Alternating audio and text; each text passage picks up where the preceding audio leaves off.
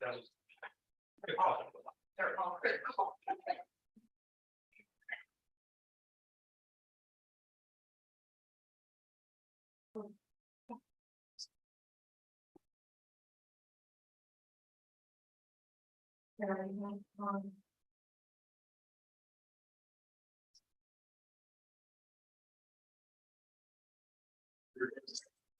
Meeting recorded. Yes. Welcome to the July 11th, 2020 ETAC meeting. My name is Brian May, and I'm the chair of the Environmental Transportation Advisory Commission. I would like to call this ETAC meeting on July 11th, 2023 to order at 4:06 p.m. We have 9 items on the agenda, including the consent. Recording secretary, please call roll and advise if there will be any commissioners requesting an excused absence or remote participation due to the booking of their registration physical class. There are no requesting members for an excused absence. First member, Maureen Alvarado. Brian Jimmy. Here. Nathaniel Kinsman. Here. Janelle Wilmer. Here. Yeah. Thank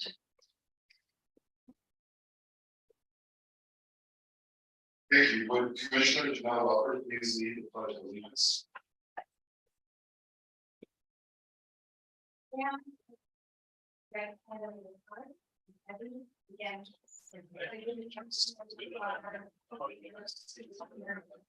to the republic which stands one nation under God, indivisible, with liberty and justice for all.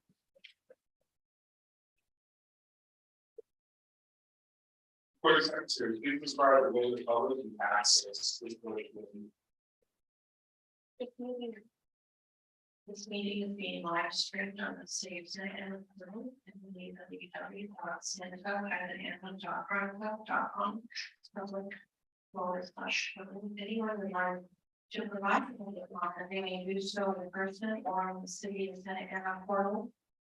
The opportunity to speak is going to follow the next comment. If you wish to speak, please select the Zoom hand icon to let us know you would like to speak. You will be called by the name you entered.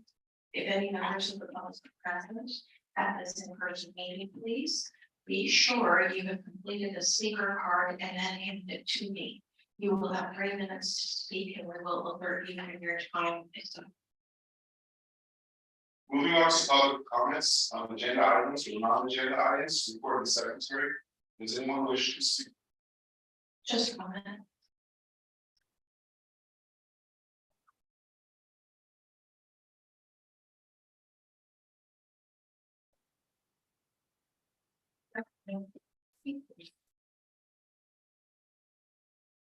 Thank you.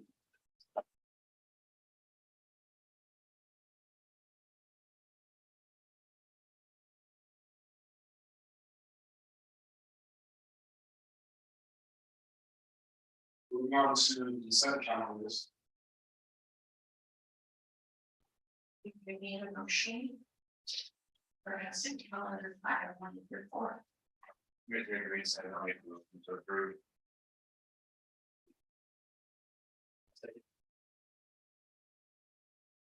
Commissioner Greensides has made a motion to approve consent calendar items 1-4, and Commissioner Alvarado has seconded the motion. We're going to take a vote. Commissioner Alvarado. Yeah. Chair Julian. Yes. Commissioner Greensides. Yes. Commissioner Wilmer. Yes. There were 4 ayes. No no's. And the motion passed.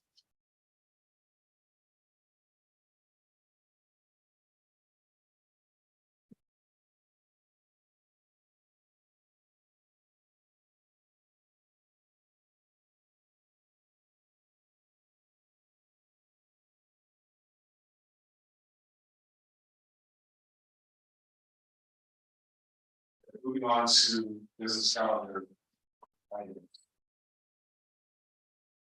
Thank you, Chair. Item number 5 is the election of EDAC chair. Per the bylaws, we must now accept nominations for the position of chair. The new chairperson will become effective.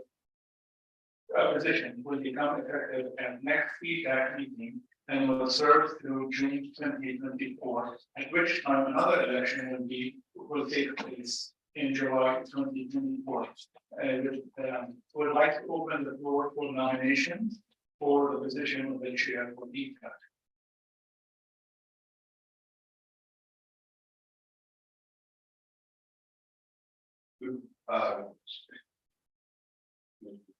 Brian, I'd like to nominate Mario Alvarado to the position of chair. Any additional nominations? Commissioner, this is just for chair. This is open nomination. For chair, yes. I'd like to entertain a motion to close the nomination for chair. I need a yes and second. Commissioner Walker, I motion to close the nomination for chair. Second. I'll second. Take a roll.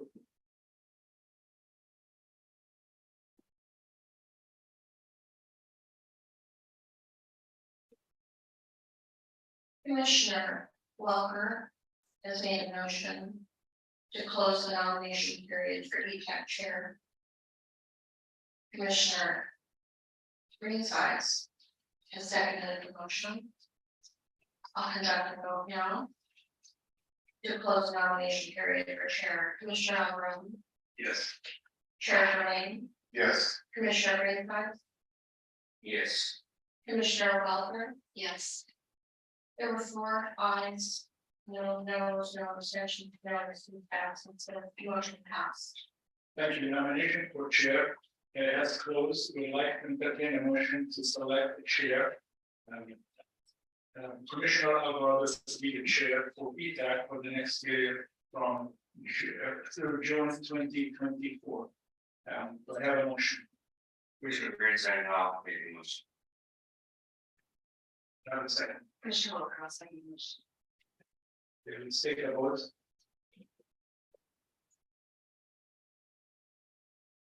This is for the election of chair, Commissioner Alvarado, Yes.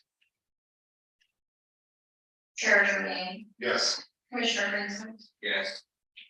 Commissioner Welker. Yes. There were 4 ayes, no noes. The motion passed. Commissioner Alvarado will be the chair. Congratulations. Thank you. Next item is number 6, the election of EDAC vice chair. That is open now. Do I have a nomination? Commissioner Walker, I nominate Commissioner Kelson. With that, Commissioner Greensides, Any more nominations? Do I have a motion to close the nomination? Commission, motions to close.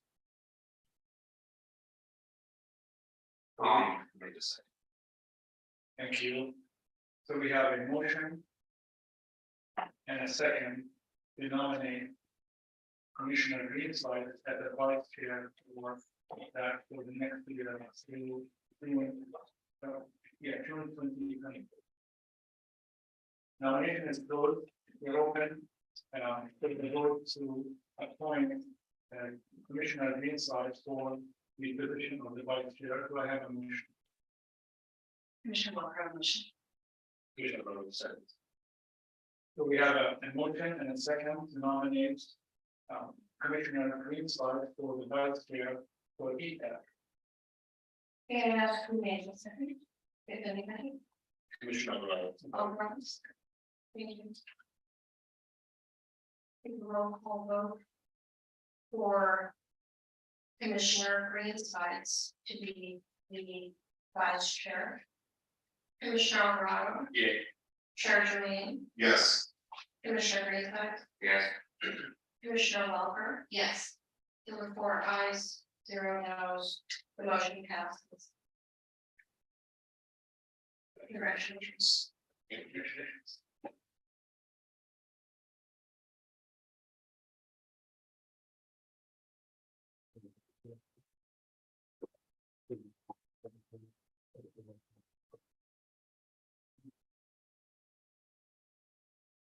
Moving on.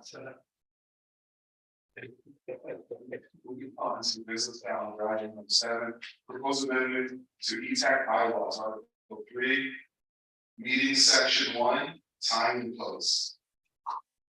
We do have a short presentation that will be discussed the city engineer. So, good afternoon, apologies, the presentation is simply a discussion, no slides on the end. What we are proposing is to amend the schedule of meetings for ETAC. Currently we meet on a monthly basis, as you know, and that is set in the bylaws. And so there's no deviation in that allowed, it's included in the bylaws. Based on the volume of items that staff sees that we have to bring to ETAC and everyone's schedules, what we are recommending is to amend the bylaws to a bi-monthly schedule. So it'll be 1 month on, 1 month off, with the ability to schedule special meetings in between if necessary. When something comes up, we still have the ability to request a meeting in between. Your action today either approves or denies that. So a denial means we stay with the existing bylaws and we meet monthly as currently scheduled. If you elect to approve it, then staff needs to then work with the city attorney's office to amend the language of the bylaws and present that to city council for formal adoption. And so the proposed schedule of bi-monthly meetings would be today's meeting July, followed by September, November, January, March, and May. And as I mentioned, as needed, a in between special meeting that everybody was necessary. Sure. Chair, could you explain within the bylaws how the effects commissioner attending new meetings, new schedule, or even special meetings via Zoom or television? So the current proposal for consideration is simply to amend the language on the recurrence of the meetings. So currently the language is very specific that a meeting shall occur monthly at set date and time. We would revise that language to be done. We are not proposing any changes to the format in which the meetings are held and how participation is kept. That would all remain as is. Commissioner Greenside's cap, is there any specific reason that this is being proposed? Just a question, not any particular reason per se, it is staff's evaluation of the content of the meeting. So as you're aware, right, or sometimes of what ETAC votes for approval are tree matters, right? First and foremost is approval of removing trees. Road requests come in very sparsely. We have one today, and then outside of that, we ask for a lot of input on projects and presentation, and we do a lot of informational items. What staff has experienced from ETAC in the past 6 to 12 months is a reduction in the number of topics that staff is being asked to come back and present on.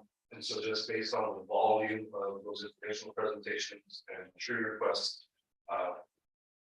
we are recommending bi-monthly as a way to keep up with everyone's schedules and address the business matters of ETAC. Commissioner, has there been a shift from previous years of ETAC meetings where the volume was much higher before the pandemic opened up, or did it reduce business like, specific for the city, and that's why there's, you know, reduction as far as, what would be counted and technically. So personally, I can't really comment to pre-COVID meetings. I wasn't in this role and I didn't have a lot of interaction with PTAC involved with the. I think the ordinance stayed the same, it's just, we have been really aggressive in, having a matrix actually, requests that came from ETAC over the past year, maybe year and a half. And we tackled all these issues and we continue to bring these items to you for, informational and presentations and, you know, things that the public works is doing. However, you know, we found that we have done all of what we needed to do, and there's more to be done, and the fact that we have to meet every month is kind of taxing on our staff. But it doesn't mean that we cannot schedule special meetings or special purposes. But we did tackle quite a bit of items and subjects in the past year, and we're finding ourselves trying to come up with something. There's things that we would bring constantly to ETAC, like CIP, anytime. What's coming up really for us, a major issue for us is the parking district rules and review of our program that will come to ETAC. So we'll continue to bring all these issues to you. It's just the frequency, we wanted to have some flexibility and skipping a month and coming to you every other month. This way, the meeting would be meaningful, and we'll have a few topics to discuss with you. You're here, and we can accommodate that in that way. That again, like Rudy mentioned, we can always put the special meeting, if you request of the share request, that's not a problem at all.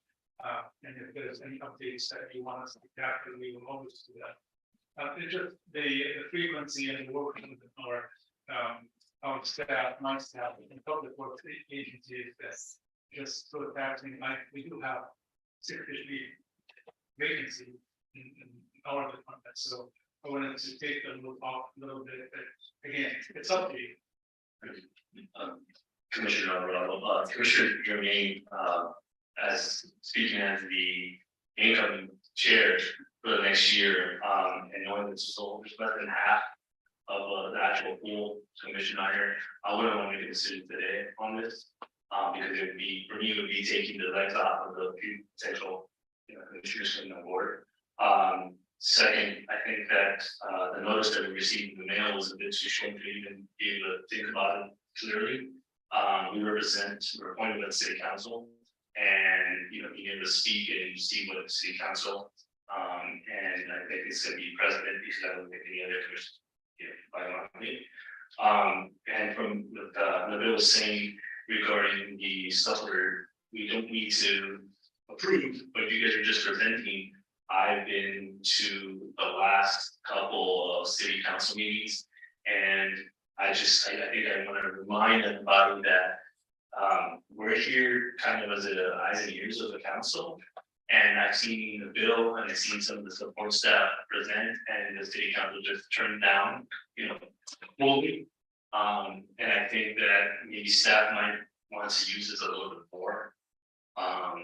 Because in my relationship with the mayor, and she what appointed me is I call her and I have her cell phone, and wherever she's at, she replies to me within 5 minutes, you know, and it's something that you need, we're going to present to the city council.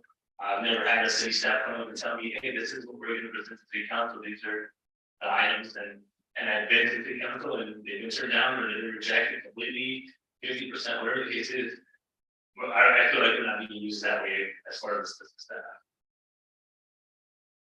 Thank you, Commissioner. This is Chair Jermaine, raise let me comment on that. This is a great point where the change to implement it into the bylaws, you know, it's, you know, gives it that rubber stamp. But in the event where there is a ETAC meeting that's coming up, it can be moved forward. In the sense of like last. Right, those, you know, we didn't have, you know, quorum, so we moved everything forward. So could that happen in the same event where if we can't compile with best efforts to hold a ETAC meeting every month, it can still be. Oh, sure, so, other than, calling it a special meeting, we can always schedule a meeting that falls in between those months, is that what the answer question? Like an August, wouldn't be. Well, because my understanding is because the load for the ETAC meeting to take place isn't substantial enough to hold a meeting, and that's pretty much the reason. Reason for going to 5 monthly. So if that is the case, if there is a month where there's an ETAC meeting that's coming up, or can't fill that calendar, that meeting could be forwarded to another month, right? Or or bypass or whatever, skip or close. Commissioner, here, yeah, what the chair is, I guess, trying to say is that there is nothing for that month that you guys need to present or need approval on. We can push the agenda forward to the next month. Now, if that's not part of the bylaws, I'm okay with bringing that change to the bylaw and to the city charter versus having to completely change the bylaw. Lori, and so I think what the chair is referring to is cancellation of meetings, right? So when there are no topics to discuss, the process for canceling the regularly scheduled meeting, what is the normal process for that? It requires posting with, on the 10 weeks. 24 hours, notice where it's going thereafter as we can. So, to answer the question, previously, when we determined that there is no topic, was completed, but we can share the rest of it and do have to handle a postponed meeting and we will post it. And so with subject items that aren't able to be put on the agenda, it can move forward to the next meeting. Right? So if the load of burdens on staff, filing the item completely, and it's not, it can move to the next meeting. I think on this item. I'm Commissioner Barlow, I'm already voted everybody's. Well, I do, three different sense here. I got the agenda emails as per normal, then I got the bylaws, just a few days ago, and it's not short. But when I first saw the item on the agenda, in my studying of 30 minutes, they have things on the we get something that we want to focus on the justice and our place in that and proceed to make one specific commission meeting every other month. Many other commissions are meeting on a more regular basis, quite a bit, and they have special meetings all the time. I think it would be sending the wrong message, given that we just passed a new general plan where we want to focus the environment. So I'm going to make that my comments and open for voting on this. We could also say that motion to proceed with vote. Let's take a vote.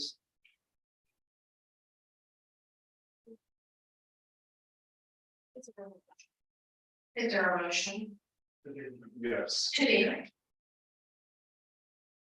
Commissioner Barlow, the motion to deny. Commissioner Green said, I'll second.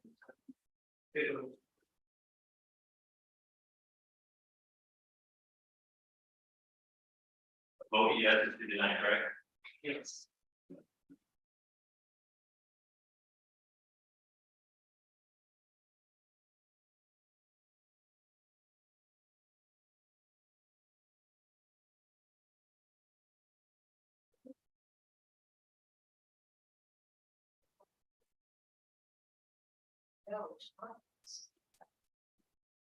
Recommended action is a vote to be made, but the motion is to deny. So Well, that's the question I have, because I think there was discussion to amend. the motion is still now. Then we would have. Would that be the procedure? That's just the recommended action. I think as a commission, we can still make other motions that are not both recommended action. So our motion here is to reject the proposal. And Commissioner Alvarado made a motion to deny. It was seconded by Commissioner Greenstein. We'll vote. Commissioner Alvarado to deny, Yeah. Chair Jermaine, Yes. Commissioner Greenstein, Yes. Commissioner Walker. Yes. The motion to deny has passed. The motion to deny staff terminated action.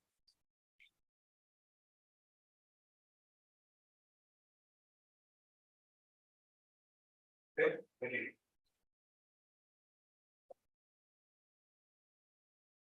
Moving on to the calendar, item number 8. Tree removal at 3601 South Bristol Street.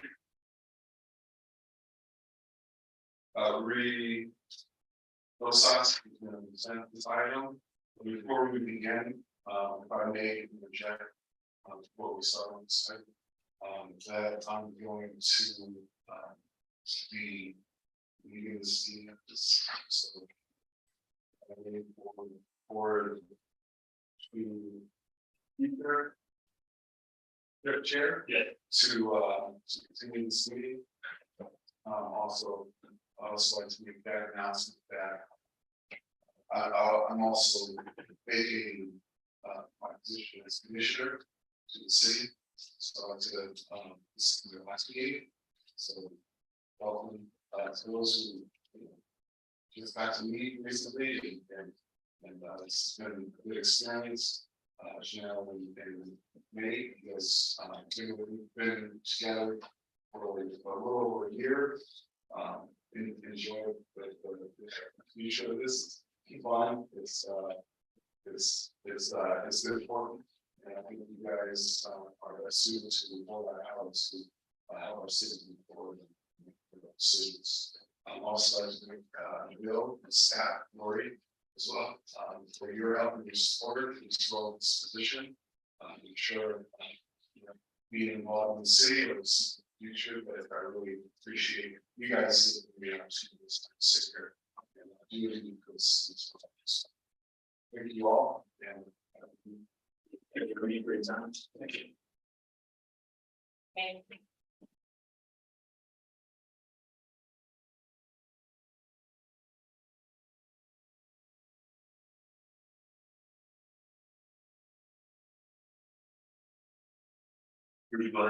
Okay, thank you. I'm not sure if we actually have the item that we can present on, but the item is in the packet. It is a receive and file. So what I can first like to do is explain just a little bit of the difference when we bring tree removal items to ETAC, why some are receive and file versus others that actually are requesting the board approval or denial of the request.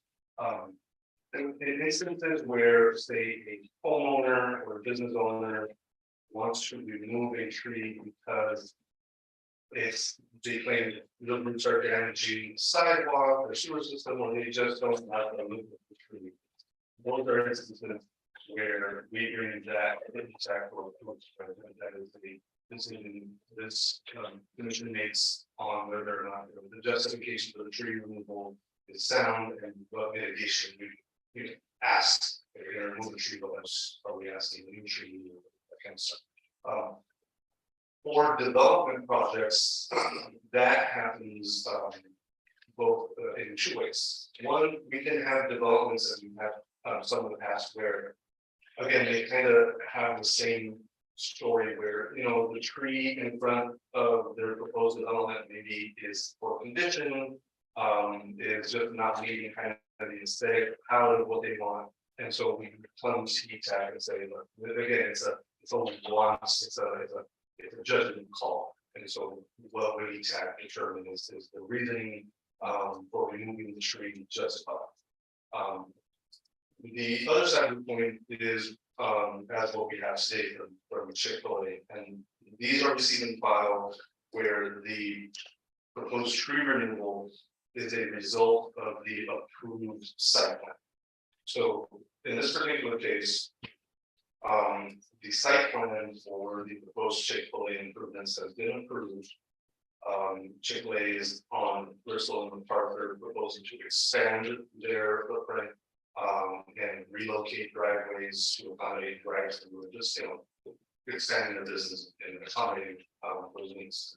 The approved site plan has situated that driveway and where that new driveway is going to be. If you see the exhibit in the package, you can see where the tree is relative to that driveway apron. And so again, as a result of where these development aspects are placed, unfortunately, the tree has to come out. And it, in this case, is not one of those instances where it's a judgment call on, let's say, aesthetic or kind of perspective need to it. The site plan is approved to have a driveway there. The is in conflict with that, and so the tree has to come out. Now we we are a tree city. This is public works. One of the I didn't know that we do a couple of things when you do this is the occurrence. One is we have our arborists go and value the tree based on the maturity, the condition.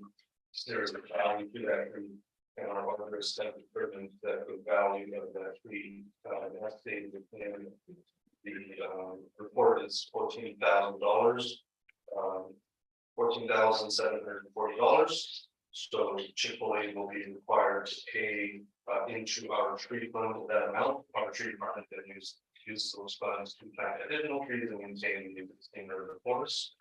Additionally, we ask, we look around the perimeter of the project, are there locations where a new tree or replacement tree can be planted to make up for the loss of the tree? There are a lot of considerations that go into that: site distance, safety, and cars that are pulling out to the sea, utilities, right? There are things in the streetscape that prevent trees. In this case, the only viable option is right around the corner on the Bristol side. There is a vacant, empty tree well, and on the Bristol side, the improved tree species is a queen palm, and so the developer will be required to install a queen palm to replace the twin tree plus say the tree.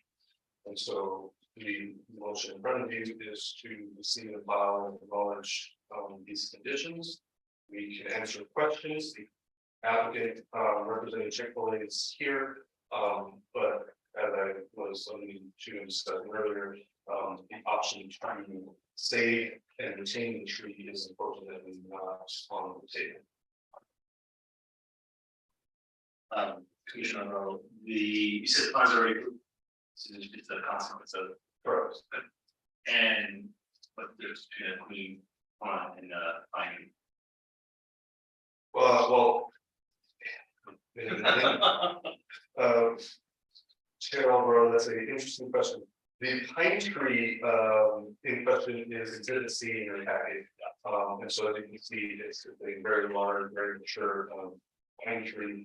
What we will be planting is a queen palm that comes in a 24-inch box, which is about large we can get installed. So a queen palm are standard palm trees. You see them a lot on city streetscapes such as Broadway, for example. There's a lot of queen palms on Broadway and on Main Street. In a 24-inch box, as planted, it's probably going to be 10 to 12 feet high. It will take some time to mature, but those are the standard sizes when we plant new trees. Thank you. Commissioner Greenside's process for this project and the proposal, I imagine, is submitted to public works and application for review before it was approved. Is that correct? Correct, how the process is, application comes into planning department, planning, then it takes the lead and distributes to the various departments, building, public works, police, everyone, comments. So the plan is submitted to the planning department. And the planning department has control over notifying any type of yes, to be approved.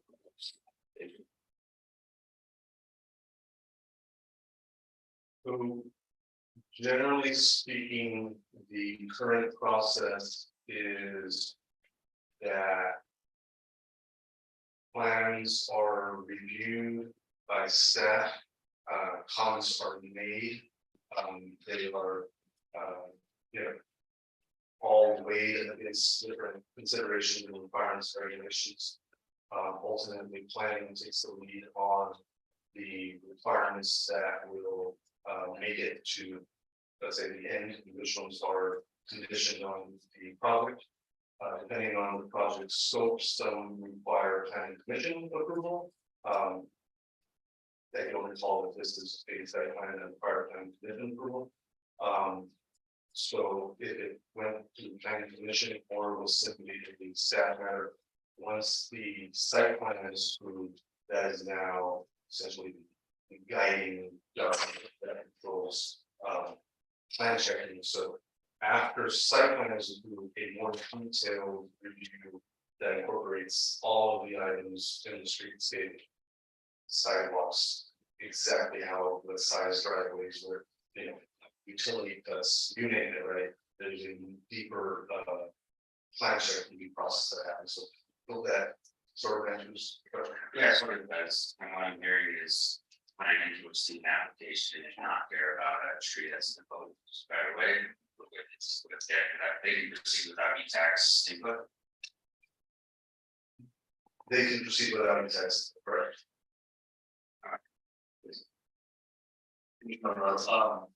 When you say that that's at all instances, that planning can proceed with the tree removal without notifying that. Or are there certain instances where they do have to notify us? The current process is for planning commission to act first. Okay, So the site plan reaches approval first, and then the second more detailed level. Review the approvals.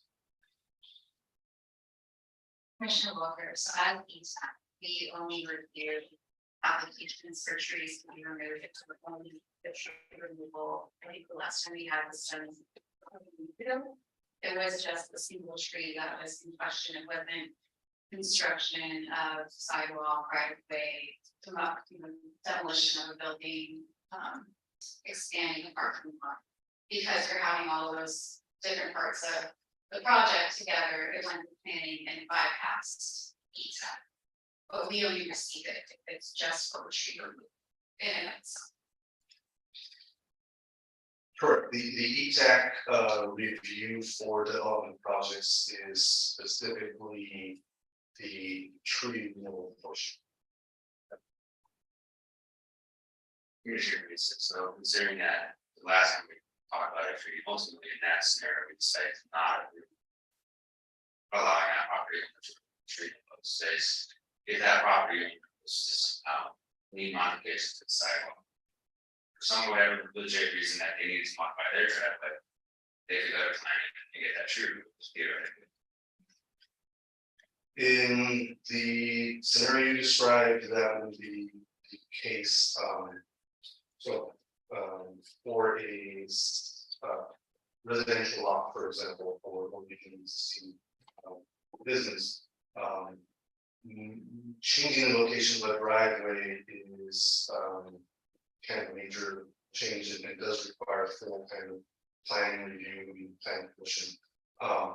So depending on the type of redevelopment that's happening, yes, potentially, but if, for example, you know, I live in the city and if I wanted to shift my driveway over so that I can, you know, remove my tree, that will not be permitted. So Just for the moment. Right, and I know that with that tree removal specifically, it's a residential neighborhoods, the likelihood that not happen. The likelihood of that happening is, I understand, I'm just proposing here, that because it's in the business. And they went to planning first for E-Tac, there is state countries that it's at E-Tac, but it's also. Correct. The examples that you mentioned that we have seen for tree removals, in the past where residential resident so wanting to have the tree removed for reasons other than the healthy or the condition that the stopping either the fruits or sap or conditions like that are not really justify the removal of the tree. We try to preserve quality of that. However, in conditions where there's development, like what we see here, and we will probably see more, the removal of the trees to allow for private ways, other things that may come to us for consideration. And if the plan, the development plan itself requires a removal of the tree, planning, approve the site planning here, and then come to us as a part of the process. So it's even applied in that case, which is development requires those improvements. So it's two different things that we're discussing. Someone wants to do it just because they don't like it, that's different than the development. Commissioner Green says, and again, the trees are removed. So Unfortunately, in this case. if somebody really wants a tree here, I guess something and say that, Yes, if you remember even removing the residential tree, you could deny that. Right. And see, I can't remember the process, but there is a cost to it. So the resident would have to pay for the cost of removal, the cost of the tree, and the price for the tree itself, because it's a true asset that we have. So if you remember, there is a cost for that. So it's a little different. I'm not saying that's just all the made references. We need to add it on in the future, as well as for the person upon which they're going to be removing. Why I'm sure we have a legit business redevelopment plan associated with the ability to treat and inside is not consideration. So, Just out of curiosity, you guys just, do we do any of the tree that's taken out, or there's no way of being able to put it somewhere else, or is it just gonna be destroyed? Do we use it, how do we use it? So there are two different instances. In this case, the tree would be removed by the developer contractor, and in which case it's kind of up to the contractor on how to choose to dispose of the tree. We don't have a requirement for that in the city, but There are requirements for this is state law, right? State law, it's organic waste, right? So eventually it's the mulch, so to speak. I think there are when trees are removed due to their health or because they've grown in an awkward way from a safety issue, and the city removes them. The city does take those opportunities to make use of the laws that are on this. Thank you. So I guess we just need a recommendations from Bob.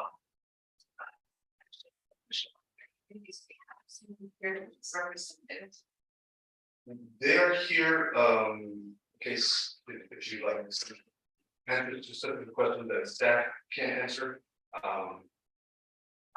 But they are here. Going on your question, Cheryl, if the representative from Chipotle can answer what will be done with the tree after it is removed. Yeah. Do you want me to stand up or just? Please, come on. Come on. My name is Billy, I'm representing for Chipotle, the development of this project. Like Rudy mentioned earlier, most of the time when we remove these trees, they'll typically be recycled and stripped down and basically turn into mulch for the most part. As to what happens after that, I'm not 100% sure. If there is a condition that you'd like to make us to recycle the street, we're happy to do so. But we're also planting another street in lieu of that street, and we're also paying for the additional fee, which the city would be using towards planting other trees in other locations as well. So hopefully that helps it to push. Commissioner Green said regarding the use of that would be next. Boston Street.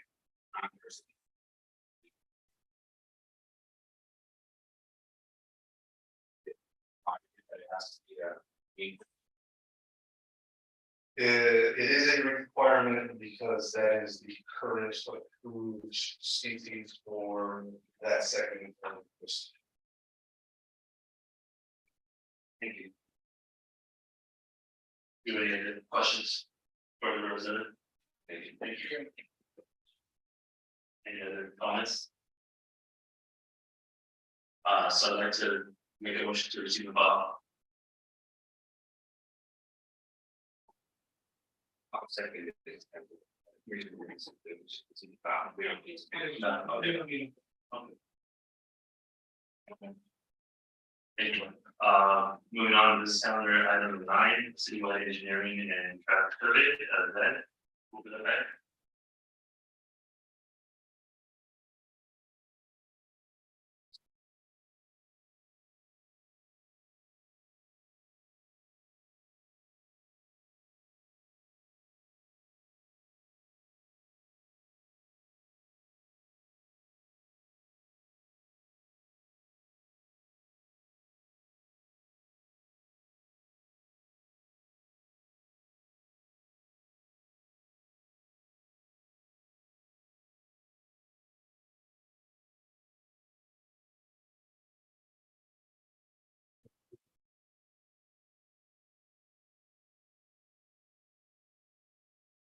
Happen. No? Okay, I'm not sure. Good afternoon, GPAC, Chairman, Kevin, Commissioners. So my name is David Plum, the City Social Works Department. I will be talking about the engineering and traffic survey that is going to be taking place.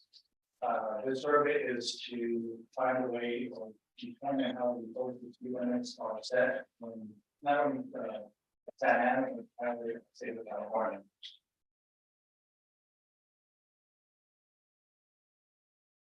So the primary objective of this survey or study is to increase the overall traffic safety within the community by gaining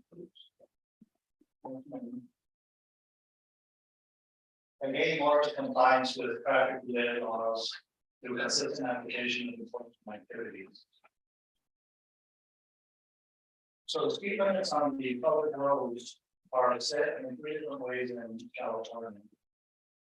It's either what you call the final basic speed limit, the maximum statewide speed limit, or posted speed limits. And the presentation today is primarily focused on the posted speed limit, that's have certain discretion that require as we're doing the traffic survey. So the final basic speeds are actually identified in the question in England, we're here by law, and they're either 50 miles per hour in the alleys or railroad crossing the line intersections. And then the other option is the 25 miles per hour in residential and business districts, as well as school zone and areas adjacent to senior centers. The second one is the maximum statewide speed limit, and this really applies primarily to highways or freeways, and that's it, and be a 55 or 60, not applicable to the city of San Antonio or to the freeway system. But the posted speed limit has to be established by a ordinance, so it has to be approved by council. And it's very important that the posted speed limits be reasonable, safe, and facilitate an orderly movement of traffic. So how do we do that? So we do that by conducting this speed survey, and it has to be, the posted speed limit have to be established via this survey. The traffic study is typically done every 5, 7, 10 years. Most cities do it every 5. We typically do it every 5. And the engineering survey actually has three components. It has radar survey component, an accident history component, and then a roadway condition assessment.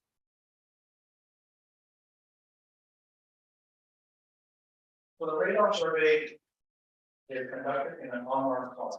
And it's unmarked because we don't want anyone who's driving by to have any idea or knowledge that they're being surveyed. We don't want them trying to alter their behavior. It's also done during non-peak hours because we want to make sure that it's done when there's free flow of traffic. It wouldn't make sense to do that during rush hour, for instance, because you have stop and go traffic. So we're going to be representing what's out there. And we are required to use a calibrated radar gun to make sure that everything is legit and calibrated correctly. The survey takes about 100 cars. And after the survey is conducted, what we call the 85th percentile is calculated. And that is what is considered what a reasonable and proven driver would drive at or below. So the 85th is very critical in posting these speed limits and determining what the speed limit should be. We also look at least 3 years of accident history or collision history, and we take that information and compare it to the collision rate. And we compare the corridor that we're looking at with statewide corridors to determine if that corridor is performing at a higher rate or lower rate. Obviously, if the higher rate in the state, that means we have a collision history. So we may have to take that into account when posting speed. Roadway conditions are also considered. One of the things that we've been using recently that when I first started, wasn't really considered was something obvious to us now, but that's actually when I first started, that was not one of the things that was considered. So it's nice to see how things are evolving. But we also look at different things. Maybe there's a blind corner, something that a driver may not anticipate. And we have to also take those items into account to determine if we have to or not. The California Vehicle Code refers to a state agency to follow the California Manual of Uniform Traffic Control Devices to conduct these engineering and traffic surveys. And it identifies that speed limits have to be established at or near the 85th percentile, which we get in the survey. It identifies speed limits higher than 85 than the 85th percentile are not considered reasonable and prudent. In other words, yeah, that's pretty obvious. That means you have individually driving fast speeders. Speed limits below the 85th percentile should not facilitate orderly movement of traffic. It could create a little bit of congestion. Ultimately, speed limits established on the basis of the 85th percentile conform to the consensus of what speed is reasonable and prudent. The California MPD goes on to say that speed limits set at or near the 85th percentile speed provide law enforcement the ability to cite drivers not conforming to what is reasonable and prudent. In other words, speeders. And then speed limits less than 85 percentile may result in higher accident rates, and to avoid speed traps, it could also be a disproportionate number of reasonable drivers will be identified as violators. So it offers to protect the drivers from encountering situations or an agency, a road agency, potentially to set speed traps. So it's there for a reason. Now, the 85th percentile, the speed limits below the 85th percentile are justified in certain situations. I did talk about in situations where you may have a high collision rate. Also, there's something in the roadway that has to be taken into account. So what I wanted to do is just go for a quick example of how it's set. Let's just say we use it for every time back and say the 85th percentile is 38 miles per hour. The MTCD, or the Manual of Uniform Traffic Control Devices, said you have to round that number to the nearest 5 mile increment. So 38 will go up to 40. And that's how it is. That's how it's. However, we do take into account collisions as well as the road conditions. So in certain situations, we are allowed to legally drop it down to 35. And that's it. We cannot drop it down any lower than that. So we ended up doing this. So we are currently, like I said, doing the study, and the requirement of the study is also to make sure that the police department can enforce these the posted speeds. Because if we do not have this document in place completed, it's illegal for them to use radar for enforcement. So it's part of the reason we're doing it, but again, we want to make sure that the laws are followed and the posted speed limits are set to what the law tells us to do. The police department has been reviewing this study with us, and is so far in agreement with everything that's being documented. The study result so far is that we ended up evaluating 75 different segments throughout the city. And this is typical, most of them typically remain unchanged. So out of the 175 and 65 are remaining exactly how they have been. 2 locations did have an increase in speed by 5 miles, and 2 had decreased by 5 miles as well. And one thing I just want to point here too is because of the construction of downtown with the streetcar, there are areas that we just couldn't find any time to do a speed survey because of the ongoing construction. And unfortunately, construction does follow the speed limits for how the cars are driving. So we are going to be coming back to those when the construction is complete to amend the study. So the next step for us is to actually take this study, take your input, and if you have any questions right now. But we are going to be taking this to council either next month or in September for approval. Because they do have to do the ordinance as part of this process. So as the study is currently presented and developed, it is in full compliance with the California Vehicle Code, as well as the intent and the requirements of the California annual uniform driver control devices. And it will allow for the posting of reasonable improvement speeds in the city and allow the police department to the legal departments to be able to do speed enforcement in compliance with the law. So if you have any questions, I'll be happy to answer those. Could you repeat what you had mentioned about the police cannot enforce activity without, you say without a device? They cannot, if this study is not completed, the police department cannot enforce using radar or LiDAR. That's the requirement. They could tailgate, not tailgate, follow someone and enforce it going based on the speedometer. But that's really not realistic and it's not effective. People like to see this is how I. Exactly.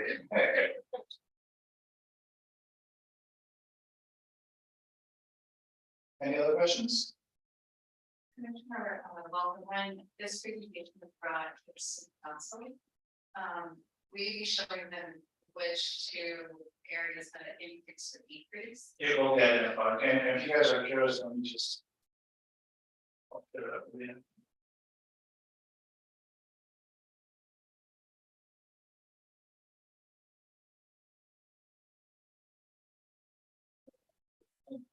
I know that the 2 that increase were on Bristol, the 2 side-by-side segments.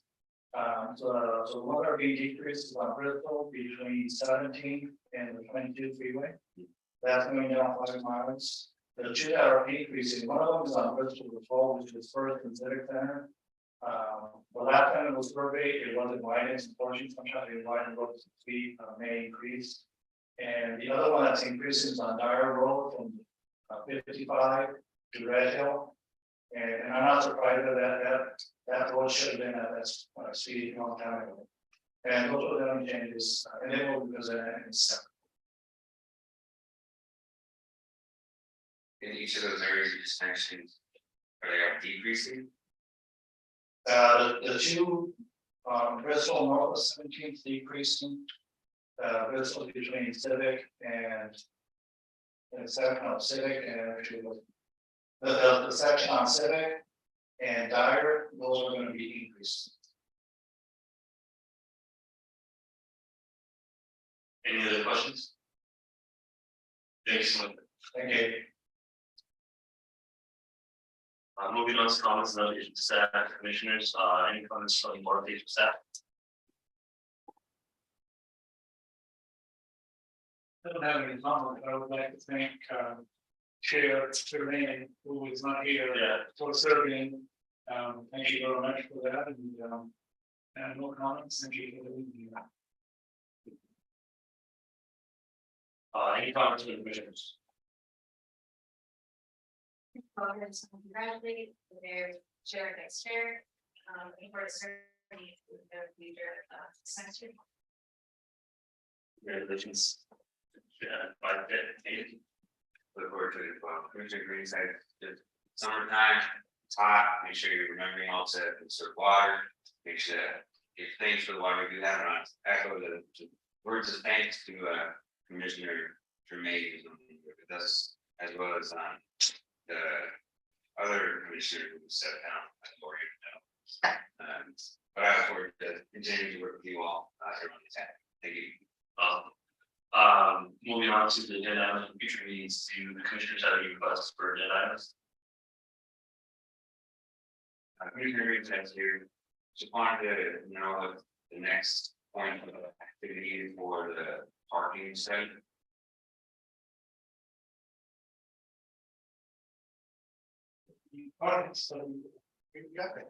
Is that a request for the next meeting to be as in the Yeah, it's gonna be on, we have a fix request. We do plan to take it to the city council soon. We do have some findings, but not everything, of course, just, we will be sharing with. The council, the findings and the steps going forward for that study. All right, look forward to that. I'll have a separate request. Thank you. I would like to, if I can get an update the next meeting, update on the traffic circles. Any updates that happened from the last presentation, I think it was like 3-4 months ago. To see if anything's happening on that, or moving, and we're looking for some money or something like that. The study for the limit Z just completed. When is that going to council? Approximately.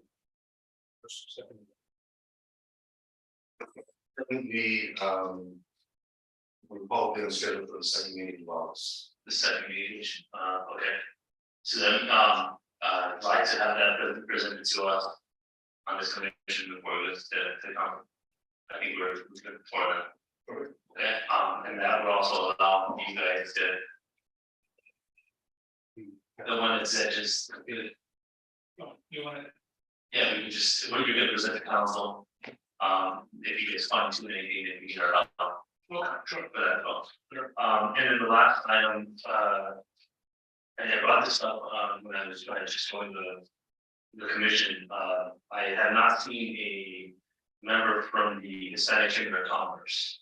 And my request to you, if you can see that to go back to, the city attorney and see if we can charter, I reached out to them and had nothing back, to see if we can remove that chair. And what we need to do about them to happen in order to do that.